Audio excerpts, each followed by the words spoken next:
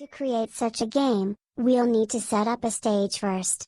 To do this, go to the stage element and choose a background by clicking the plus choose a backdrop button. Alternatively, we can upload a background from a file. Alright, we've got our background. Next, we'll need characters. We'll create them using sprites. Let's add a sprite for the main character. To animate it, we'll need the when flag clicked block. Now, let's create our variables life and points. We'll use the set variable block, where we place the previously created life variable. Go to control and select the forever block. Inside it, add an if block, and then add sensing blocks for key pressed. Then, under motion, choose turn 90 degrees and move 10 steps. Add another condition, if key pressed, then and insert space. You can choose any key from the list. Under control, select create clone and choose the arrow's bullet. Attach a sound. Great, let's repeat similar steps for pressing the left arrow key. Here's the block for it.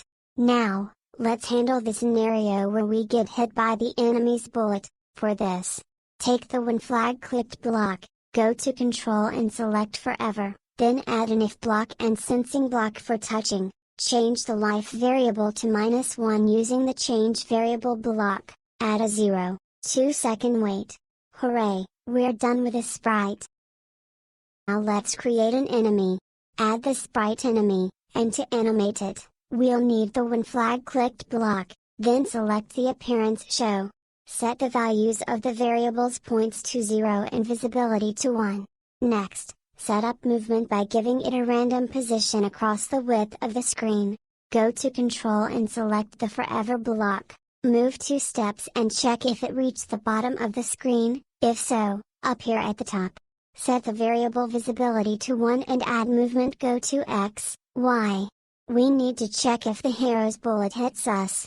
Add a condition if, then block and set the sensor to touching. If the arrow's bullet hits us, we need to disappear. Set the variable visibility to 0 and points to 1. Great. Next, let's add movement to the enemy's bullets. Check the variable life. If it equals 0, send the loss event and stop the game. Check the variable points. If it's greater than 5, send the win event and stop the game. Awesome, now let's make our enemy shoot. Great, we've done the main work.